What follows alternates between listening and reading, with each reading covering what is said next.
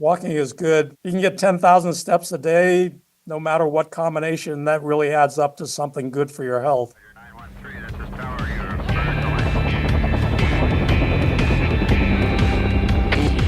Team Never Quit. Team Never Quit. Team Never Quit Radio.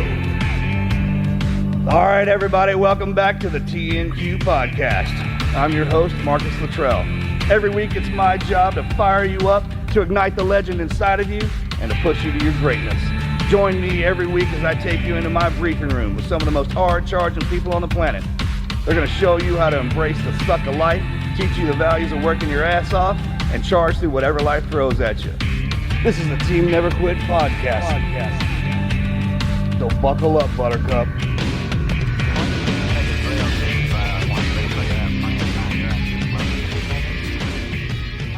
Ladies and gentlemen, welcome back to another episode of the Team Never Quit podcast. Thank you guys for tuning in, and please don't forget to hit that like and subscribe button wherever you are getting this show. So today, before we get to our special guest, let's kick it off with our weekly Patreon question.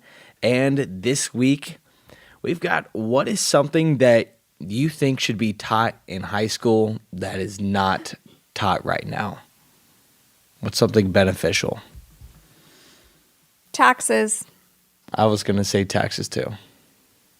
I think, we need to do a better job with American history and to make all kids aware of and proud of our heritage. Whether we go back to the American Revolution or World War II, the growth of our great country into a world power.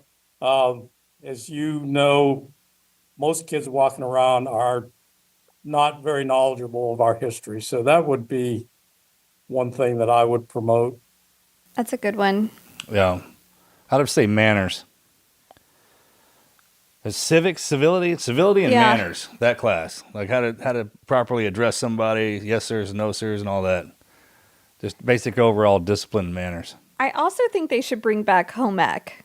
Like just your basic, for girls do home ec, for guys do shop. Like at our school where our kids go, they don't teach that. There's no life skill. So I think that would be really good too. What about you, Hunter? I got that when I was a kid, and we got auto shop and we learned how to type. Yeah. Mm-hmm. Yeah, our kids have those. typing, but they don't have any kind of hands-on trades skill, and there's no home ec. So I think that needs to be brought back. I don't know about our kids aren't in public school, so I don't know what the public schools are doing, but the private schools aren't doing that. Do they still have gym? Yeah, they have PE. Every school does? Yeah. That's mandatory. Mm-hmm. Oh, thank God. Yeah. Maybe a class where you don't have any tech. We learned manners from our coaches. I'm sure you did. Oh man, absolutely. That's where I got mine.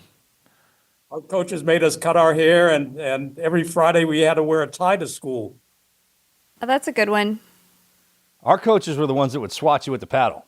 Like if you got in trouble with any of the teachers, they'd go get the coach. And as soon as that sucker walked in, you was like, oh man. And they didn't care. You got to have those tough men walking around, those coaches that they're like the police in there. They keep everybody in check. That's what their job is. Yeah. Or was.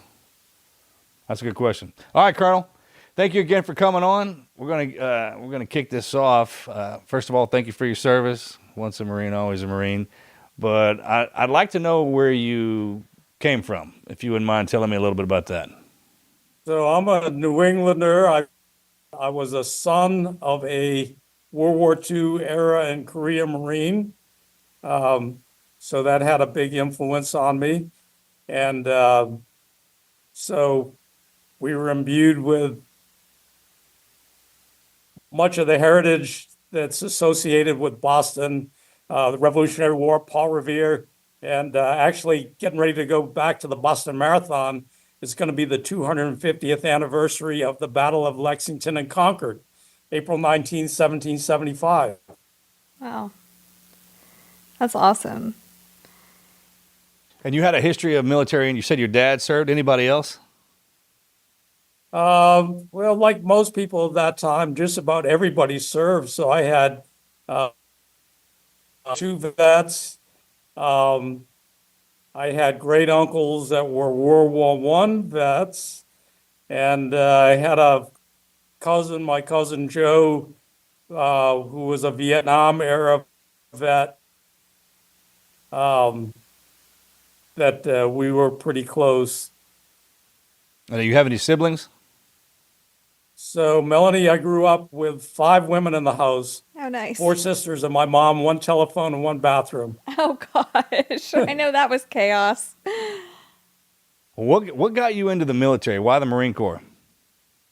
So, as a little boy, my dad, when I was born, and when I began to realize what was going on, I used to follow my dad around like a puppy dog.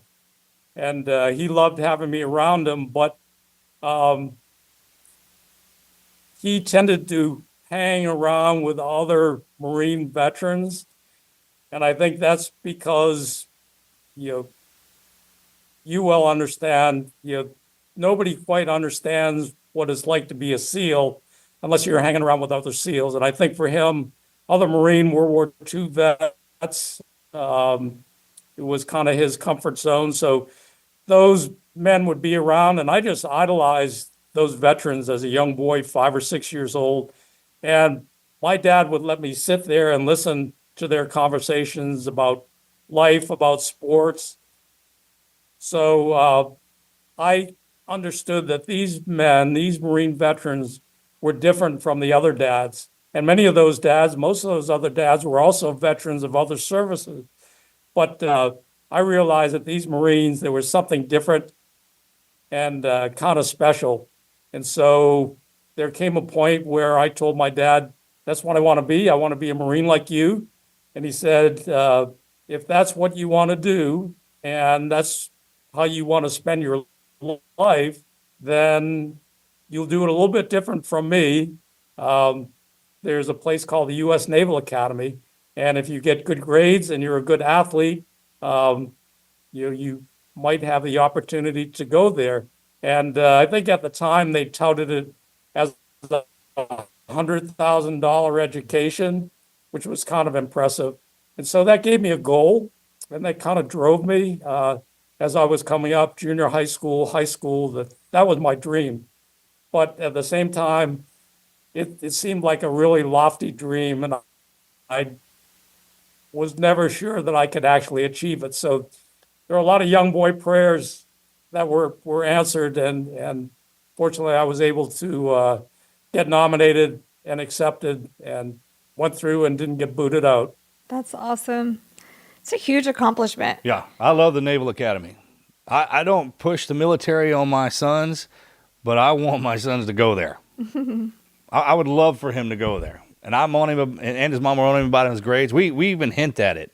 Like, hey, the Naval Academy would be a good place for you. You can become a doctor.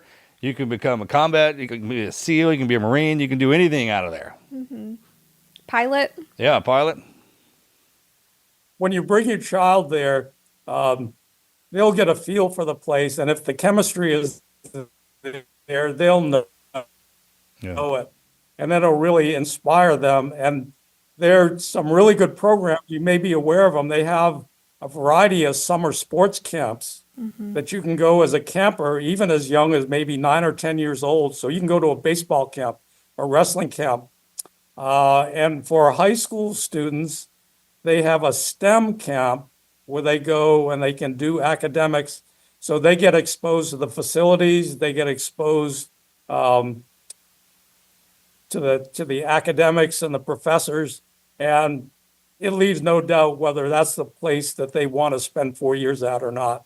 The sports program, we sent my Patrick to swimming camp. I think we sent him 4 years total, and he just loved it. Lived in Bancroft Hall, which is the barracks there, and got exposed to collegiate level swimming coaches. It was wonderful. That's amazing. It is. When I was growing up, they didn't really promote the academies at our school. I didn't know anything about them. And then if you did hear about it, it was almost impossible to get into there. just because of what it is. Like too hard to even try. Yeah, to even try. Yeah. Don't to even sign up for it. But once I made it in there and I got to see the place, same way with West Point. And as a Navy guy, I know it's a big deal, but they got a beautiful facility up there. If you've never been able to visit any of the academies, and the Air Force Academy is in Colorado. Yeah. I mean, typical Air Force, they got a beautiful place in the mountains. But if you're out there and if you're looking for a university, man, the academies are definitely a way to go. When'd you come out of there? Yeah, I was 1977. And you picked being a Marine when you were in the academy, correct? So I had the option of being commissioned Navy or Marine, and I went in there with the intention of being a Marine. And you had to be a little bit careful with that because the Navy side of the house, if they knew that you were aspiring to be a Marine, they thought that you were kind of like a lost boat space. So you kind of had to low key it a little bit. But there were so many great Marine mentors there that were on the faculty that really kind of kept us motivated. Okay, so when you came out of the academy, where'd they send you? All Marines who are commissioned, whatever the source, they go to Quantico for 6 months for the basic school. In my case, I was selected for infantry, so I had a follow-on school, the infantry officer course. And when I entered the Naval Academy was 73, so Vietnam was still kind of winding down. And I wanted to go where the action was. And at the time, the action still seemed to be out in Westpac. And so I got sent to Okinawa to 3rd Battalion, 4th Marines, and started as a platoon leader. How was that? It was awesome. First of all, I want to back up. Considering the era, one of the great Navy heroes was there on the staff after he got released as a POW, Admiral Stockdale. Yeah. And so we all had the opportunity to kind of get to know him and be inspired by him. But Okinawa was terrific because it was, unaccompanied tour. And I was very lucky because, a new second lieutenant, you're really dependent on your staff NCOs.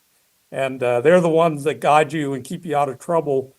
And in my case, Sergeant Will Green, who I'm still in contact with, you can imagine this new second lieutenant, his staff sergeant, had already had 2 tours in Vietnam and 2 tours on the drill field and 2 Purple Hearts. And so that was the staff NCO who guided me and got me off to a real good start on my Marine Corps career. Yeah, I've always heard that, especially in the Marine Corps. Those sergeants, they're the ones that run that sucker, man. They keep everybody's ass in check all the way up to the top and all the way to the bottom. The corporals are a big deal. You got a squared away corporal. That's awesome. It's like, but if someone walks up to you and they're like, I was a sergeant in the Corps, and they're like, all right, check, roger that.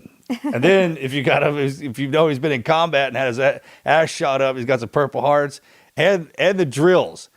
The drill sergeants are something because they're a Marine. That's what I mean, like the hat, the whole 9 yards, the square jaw, and just freaking light you up. I remember that for sure. Yeah, it's a good time. How long were you out there?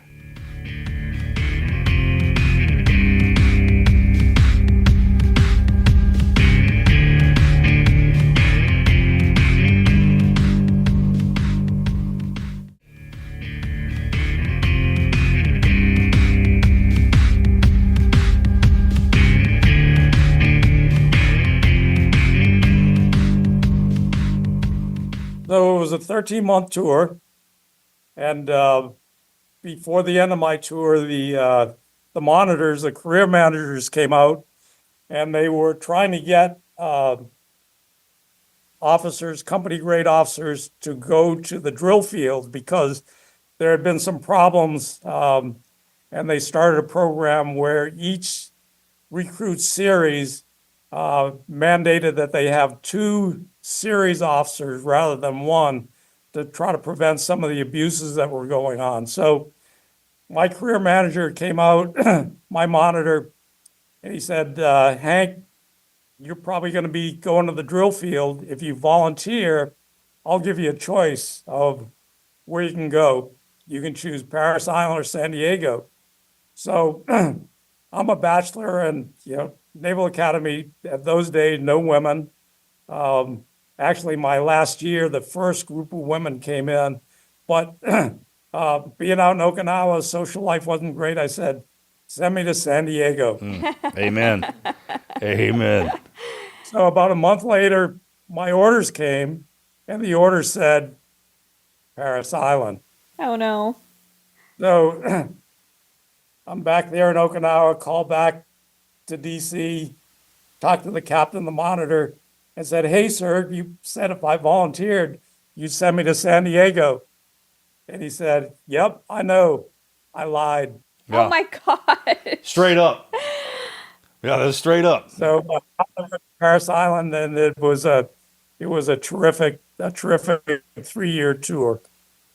Oh wow. Man, those detailers are like used car salesmen. They can freaking get you anywhere. They'll say whatever. There's something. They need to be politicians after that. Just like a recruiter. Like the recruiters. Oh my Man, the gosh. recruiters and those guys, the detailers, man, they can get you into anything. Whatever the needs of the military are. They are trained well, for sure. Absolutely. So, okay, so after, how many years did you do in the Marine Corps? So 4 years in the Naval Academy, 30 years in the Marines. 30 years. Wow. Thank you for your service. Yeah, That's is a really huge accomplishment. That's amazing. So what are you doing now?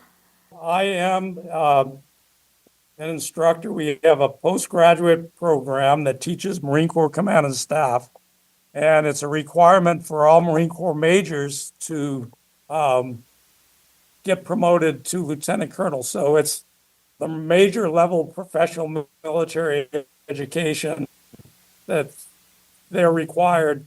We have a campus here at Camp Pendleton, and we teach it in a blended format, which means they come here temporary duty for 4 weeks right up front, and then they go back to their duty station, back to their billet, back to their family, and continue for 6 months online.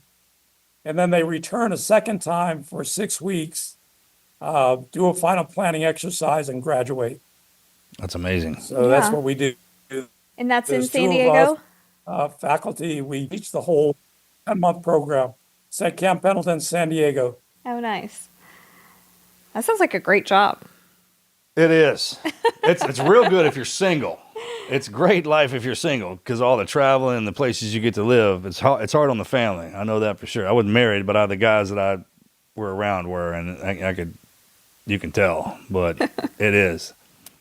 Okay, so I know that you run I marathons. remember, Melanie, there was a period of time in the 1990s, we did 9 household moves in 7 years. Oh my gosh. Your poor wife. That's a lot of stress on her. Can move quick, as we all know, on active duty. Yeah, that's so much stress to be able to pack up and move your whole life that many times. You never know how long you're staying there. So they say three household moves equals a fire. Yeah. So I don't think I've ever heard that, but that makes a lot of sense though, Yeah. for sure. Okay, so you're a runner too. So I'm a runner, retired triathlete. Did you start that while you were in? What I like to say is that I wasn't a runner. I was a boxer at the Naval Academy. I was a football player in high school. And of course, as you know, for those sports, the coaches make you get out there and run. But I like to say that the Marine Corps made me a runner. So being an infantry officer, you can't fall out, you can't fall back. And you got to look good in your uniform or you don't have any credibility. So what is there that gives you most bang for your buck, that you get the most for the amount of time that you invest in it? And I felt like endurance running was the thing that was going to give me that. And how'd you start doing that? Just from the Corps, but then how did you transition over to triathlete? Well, first of all, for the Marine Corps, our physical fitness test, part of that is a 3-mile run. So just training up for that. When I was at the basic school at Quantico, my uh, captain, platoon commander there was a big marathoner, and he took us to all of us to my first race, my first sanctioned race, which was a Virginia 10 miler. And I really enjoyed that. But along with that, I always had in the back of my mind the marathon. So coming from Boston, when you're going through school, when they teach you about the history of Boston and our heritage, we have the Red Sox, we have the Celtics, we have Paul Revere, and we have the Boston Marathon. And so just, from your earliest memory, you know what the Boston Marathon is about.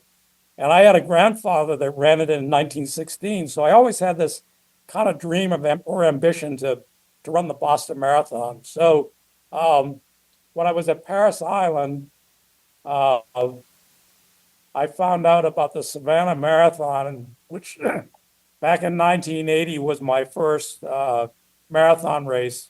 So I trained up and I did that. And I said, that wasn't too bad. I'd like to do another one. But then at the time, something that had gained a lot of notoriety was the Ironman triathlon in Hawaii. And a couple of other buddies and I said, why don't we go do that? And so we looked at the calendar. We said, well, the next one is 3 months away. That's a little bit early to get ready for. But the next one is going to be in February 1982. So it was 16 months away. And so we started training. And so in the end, Paris Island sponsored me and sent me to Hawaii to run the Ironman triathlon in Kona in 1982. And it was the fifth Ironman. So it was still new, unique. A lot of people, if they know the Ironman and the history, they remember there was one Ironman where they had a woman, Kathleen McCartney, that crawled across the finish line just as the second woman passed her and beat her.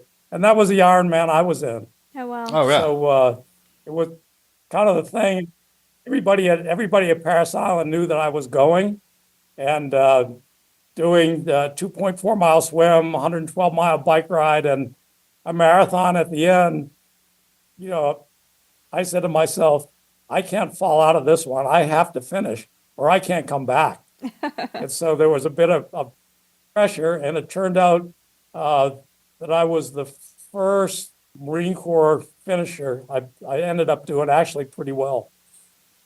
Nice. That's a great story, man. Yeah. Because the Kona one's a big deal. There's Ironmans everywhere, but that one's the Ironman. So I did that, and I was pretty inspired, and I thought I might have a bit of a future in triathlons. And they were starting to talk about the triathlon being made an Olympic sport. And so with that idea in mind, I thought, I think I'm going to do my 5 years obligated service and get out and see if I can make the Olympics in the triathlon. So I came back from Kona. I went back to Paris Island. I had a new set of orders. I got sent to an infantry battalion, 2nd Battalion, 8th Marines at Camp Lejeune with this idea of continuing on with my triathloning. And it's funny how things work. I got back there and they were in the training cycle to get on the ships and go out to the Med. And I got back there and we did our pre-deployment training and got on the boats. And we sailed over, and very shortly after leaving the East Coast, the Israelis invaded Lebanon. And it was the very beginning of the operations that occurred in Lebanon that we were involved in from 1982 to 1984. So the short story was that on that deployment, I ended up in Lebanon, and then we came back and we were in the cycle to return, just in the rotation of units going in and out of Lebanon as peacekeepers. And it turned out that we got on the ships and we got ready to go back in 1983. At that time, I was now a captain company commander of Echo Company 28. And 5 days at sea, two things happened. It was a Sunday morning, October 23rd, 1983. Number one, the ships were heading south. They weren't heading east. And you know, Marcus, how a ship feels when it's going at full power, it kind of shakes. So we were on a new course and we weren't headed towards Lebanon. And then we also got the message in that the barracks in Beirut, the Marine barracks, had been bombed. Oh, yeah. And our sister battalion had been hit. It turned out to be 241 sailors and Marines that were killed there. So we got that news, and we also got the warning order that President Reagan was sending us into Grenada. And 48 hours later, we were on the ground there in Grenada. It was a 7-day op, and we got right back on the ship because we had to go out and relieve the battalion that got bombed.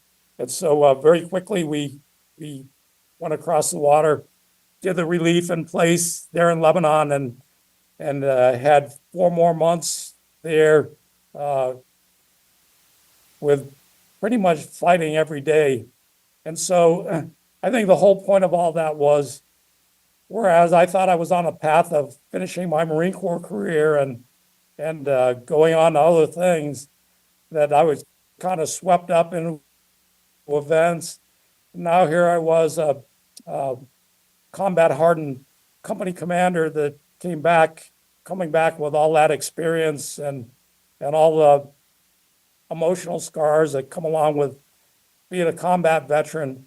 Life had gotten a little bit more serious, and my career was a lot more serious. And so many lessons learned from Lebanon and Grenada that you just said to yourself, you know, there were some things that were done that shouldn't have been done, and they're not happening under my watch. And so it kind of became a conviction for me for the rest of my career that as my career went on, I want to make sure that I had the opportunity to teach the leadership and the skills that are necessary to go into combat, be successful, and then, you know, come home and be able to deal with the real world. You know, the idea of making sure your troops, your subordinate leaders have the resiliency to experience that and come back home and still be combat effective.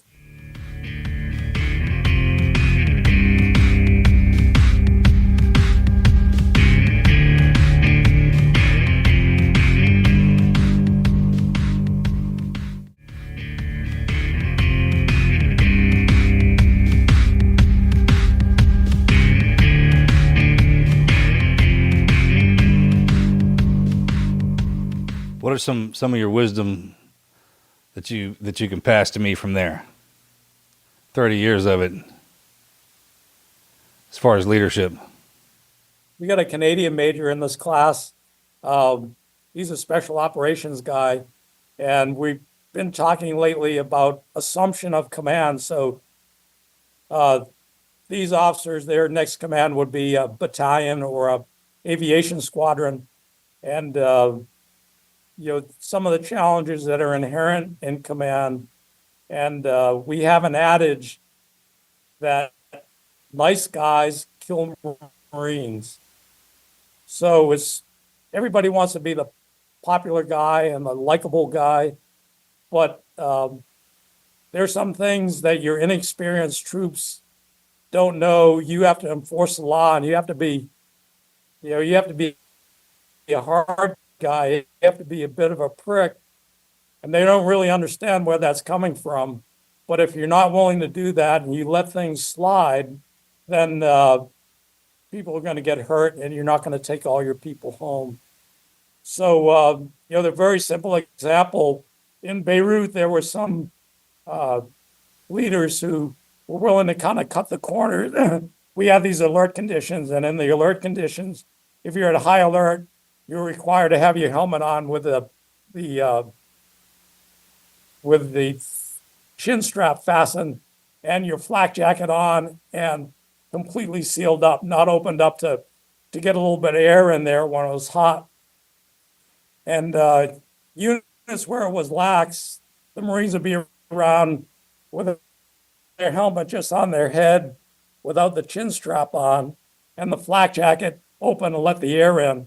So we never knew when we would come under a barrage, a mortar attack, or rockets. And there was a group of engineers that were out playing football. And all of a sudden, the first round came in, and one of the Marines hit the deck. And the first thing that happened, his helmet rolled off. The next round came in, and a piece of shrapnel took the top of his head off. Oh gosh. And there were other occasions where that shrapnel, you know how it is, it's going to find that little space, that opening, or it's going to go under your armpit and it's going to get in there and get you. So leaders have to understand what the reason is for those things, those rules that we learned the hard way, and to be able to enforce them. And if you're dynamic enough, you can sell it. But the adage, nice guys kill Marines, is something that I live by and something I continue to teach. That's a good one. Yeah. Well, once you make it a sergeant in the Corps, or you make it past 03, you guys get permission to be dicks. You're not supposed to be nice. Like, I don't think I ever ran across one that was. Anything and everything they said was on point.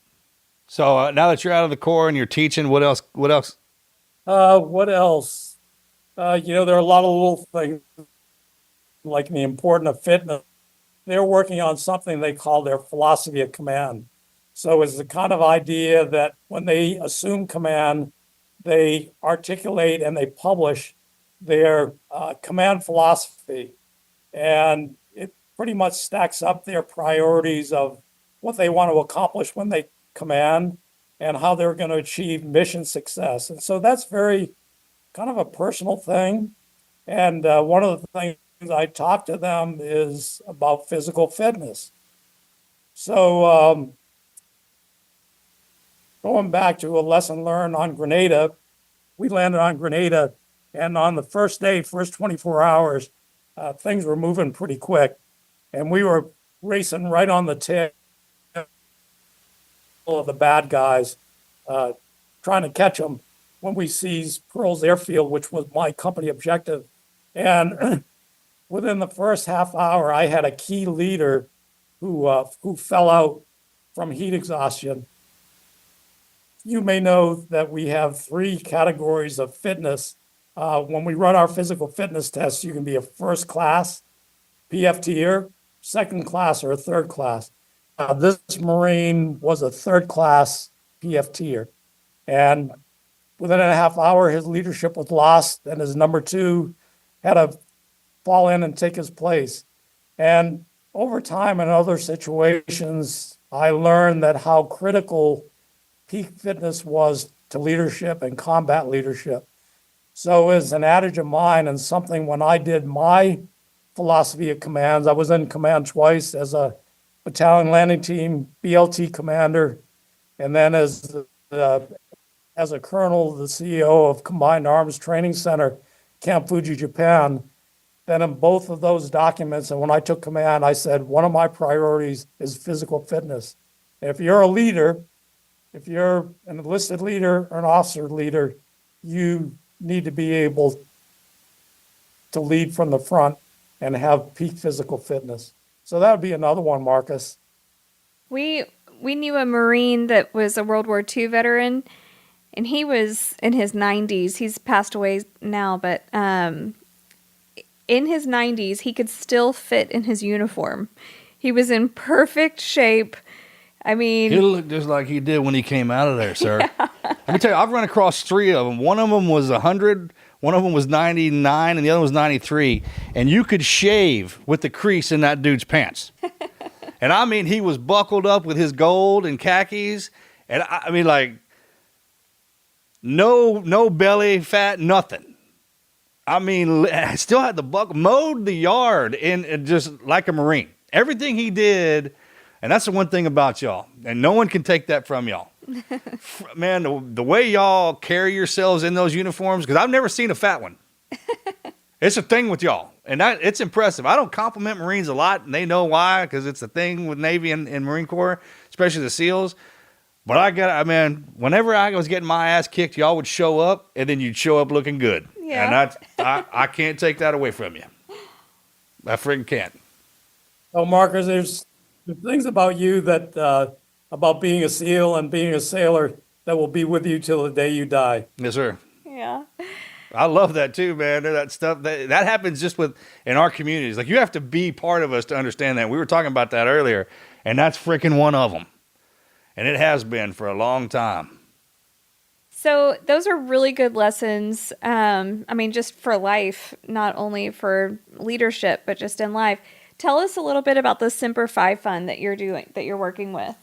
So the Semper Fi in America's Fund is something that I was trying to find meaning in my running. So back in 2012, I think I had 65 lifetime marathons. And I have this friend of mine. She's from Texas. She's from Dallas. Her name is Angela Tortorice. And she has the world record for the most marathons run by a woman. And back in 2012, she was aspiring to get the Guinness Book of World Record for the most marathons run by a woman in a calendar year. So she got in touch with me and said, hey, I'm coming out to California to run this marathon, and maybe you can come out and run a few miles with me. So at that time, I was running about 5 marathons a year, which is a lot. Most people would say that was a lot. But I was hitting this threshold where if I ran anything more than that, I would get injured and I'd be in the cycle of injury. So I was perplexed at how she could run all these marathons and not get injured. So anyway, I ran, I think, 19 miles with her during that race. And I was trying to get all of her secrets. And I said, how do you do it and not get injured? And she said, Hank, you just have to slow down. If you run slow, you won't get injured, and you can run as many marathons as you want and, not have a problem. So I said, well, let me give this a try. I'm going to see if I can do 25 marathons in the next calendar year. And so that was 2013, and I did it. And I began to find out about all these marathoners who had, 200 lifetime marathons, 500 lifetime marathons, 1,000 lifetime marathons. Angela right now, I think, has about 1,250 lifetime marathons. God. So anyway, I was successful when I was starting to get into this group of people who, and, it was a little bit of a fraternity, but I needed to find a little bit of meaning in doing all that. So you take time away from your family and other things in your life. And, I said, there's not going to be anything more than an indulgence unless I can find a meaning. And so I found the Semper Fi in America Fund to be able to run for wounded warriors and their families. And I could now say, now I've got a purpose behind all these marathons. And so that's how I got started. I've been doing it since 2014. And I'm just passionate about it because I've seen, I've been able to take veterans in need and connect them with caseworkers with the fund and see them get immediate assistance.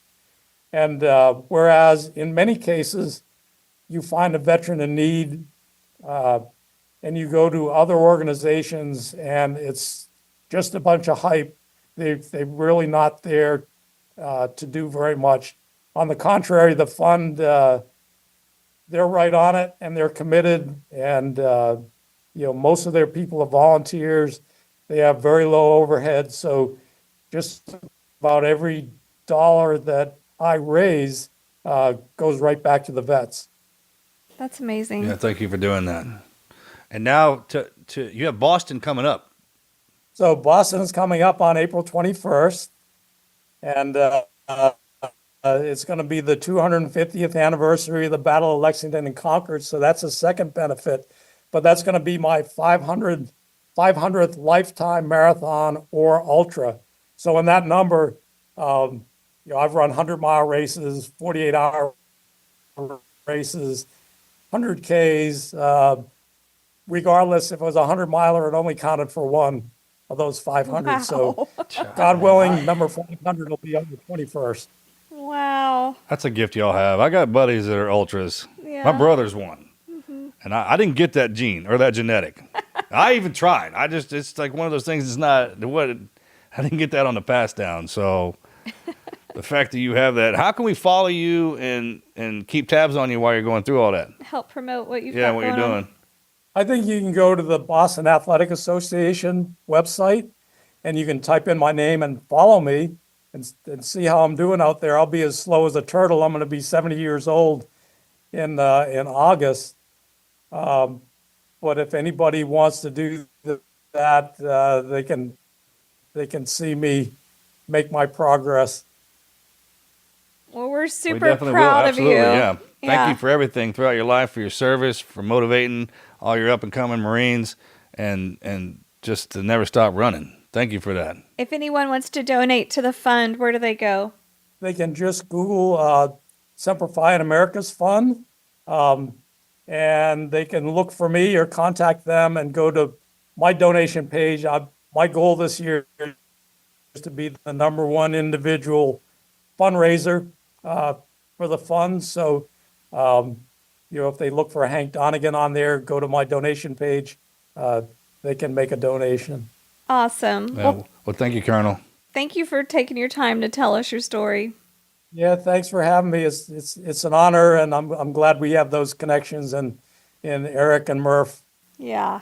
One of the things I didn't get a chance to say, Marcus, is that you get a lot of solitude out of marathon running and ultra running, and so I try to be pretty open about my PTSD. So I'm 100% service disabled, and I'm universally almost every warrior comes back with at least a little bit of PTSD, but every 7 days I'm running at least the marathon distance, and I need that solitude.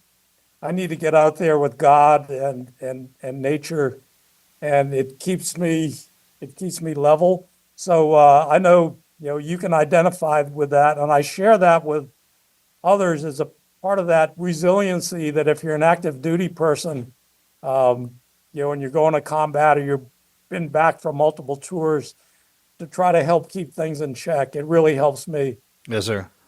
I search for that constantly, and I finally wandered into a CrossFit gym, and just to stay busy, to keep beating on my body, and just being around all that is helps me out considerably as well. I don't have the dynamic anymore to run in me. It actually injures me every time I try and do it. So I have to find something else to do. I hit the rowing machine a lot. But you walk a lot. And I walk a lot. Walking is good. They get the 10,000 steps. So both of you can get 10,000 steps a day, no matter what combination. That really adds up to something good for your health. Yes, sir. Well, thank you for the advice and the wisdom, sir. God bless you. Tell all those Marines to say what's up. All right. God bless you both. Bye. We'll follow your marathon.